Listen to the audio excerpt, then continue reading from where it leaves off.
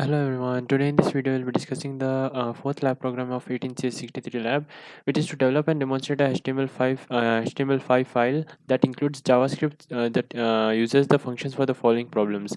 So there are two outcomes. Okay, if the parameter which we pass is a string, and then we have to output the position in the string of the leftmost vowel. For example, in JavaScript, the leftmost vowel is A here, right? So I'll output as 1, 2. I'll output as 2 here. Okay, else if I input as a number, for example, if I input 512, it should output me the digits in the reverse order. 512, the digits in reverse order, it will be 215, right? So that will be the output. So let's see what is the code part for it. Before that, let me show you the output. So the output is as follows. Will be given with an input. If I write JavaScript and click as enter, the position of the leftmost vowel is 2, means the second letter is A, so it will output as 2, right? So that's what. If I again refresh it and if I input the number as 769, at that time the output will be 967. It will reverse it. So there are two things happening. Observe carefully. The question is, there are two things happening. This is for the first thing and this is for the second thing. So obviously there will be an if else condition. That's the first key point. You need to note it down. Note it down somewhere else. Like this is the whole code. Here we have the variable string. We are getting the input from the string. That's the first thing what we are doing. Then either the string can be a number, or the string can be the string itself, right? So if it's a number, how we are checking is strnan. Nan means the negotiation of it. Negotiation of string is a number. If it's true, at that time we will be going with the if part, which is about the numbers part, reversal of the number. Else if it is not true, means it is not a number, that means it is the string, and that time we have to do the vowel part. So let's discuss each one by one. What if in case I input as 512? Okay, if I input as 512, what is the output I'm getting is 215. So how is it actually happening is, what I'm doing is, first I will take the 2 by the remainder. Okay, how we will do 502 is, if it's stored in num. Okay, if it is stored in num is equal to 512. Okay, what I'm doing, num modulus 10. What does num modulus 10 give? Num modulus 10 is equal to how much? 2 it will give, right? 2 I will keep. Okay, then what I will do, I'll multiply num modulus 10, which is 2, into 10 I will do. Okay, I'll keep it as 20. After I've done that, again I will do num is equal to num by 10. Num is equal to num by 10 means, what is num by 10? Num by 10 means I'll just get 51. 512 by 10 is what? 51, right? I'll get in num 51. So in num I'll store as 51. So what I have done, I have taken the last digit, multiplied it by 10, it became 20, and then deleted the last digit. Then what I will do, I have just 51 left.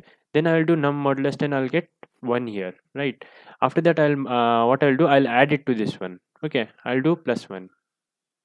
Okay, after I do whatever I get, I'll do plus 1 here, and what answer I get as 21.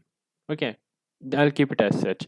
And then what I will do, I'll multiply this by 10. That's what I did in the previous case also. I means found out the answer here, and nothing was there to add, so I didn't add the previous case, but here I had something to add, so I'll add it and then multiply by 10. So here what answer I'll get is 210, right?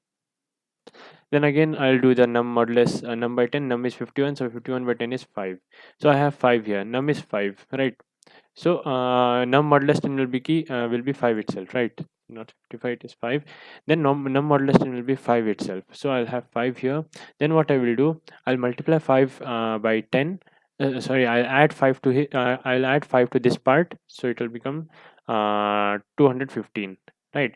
Then since it's the last iteration, I'll not do anything. I'll not again multiply by 10, because there is no more element left after I divide by 10. 5 by 10 will be 0 itself, so I'll stop the iteration. So what answer I got? 215. So that's what the program expects from you. Just you have to remember 3 lines of code. Okay. So let's discuss once more how it is implemented in code. Here I have num, reverse, and remainder. First I will take the num in parse int string. String, whatever value I get as 512, it will be passed as a string. That string value will be converted to num, and it will be stored in num. While num is not equal to 0, our num value is how much? 512.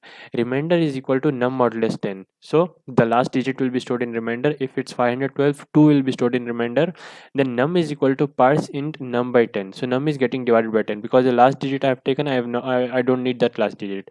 So num by 10 means 512 by 10, which is 51. 51 will be stored in num. Then what I will do, reverse is equal to reverse into 10. First reverse is 0. So 0 into 10, I will not do anything, as I told you previously, I will not multiply. So it will be nothing plus remainder. Remainder is the digit which I got, that will be 2. So in the reverse I'll have 2. Next what will happen, num is 51. 51 by modulus 10 is 1, so 1 will be stored in remainder, and num is equal to partition num by 10, so it will be 5. Num will be 5. Reverse is equal to reverse into 10. Reverse was previously 2. 2 into 10 is 20.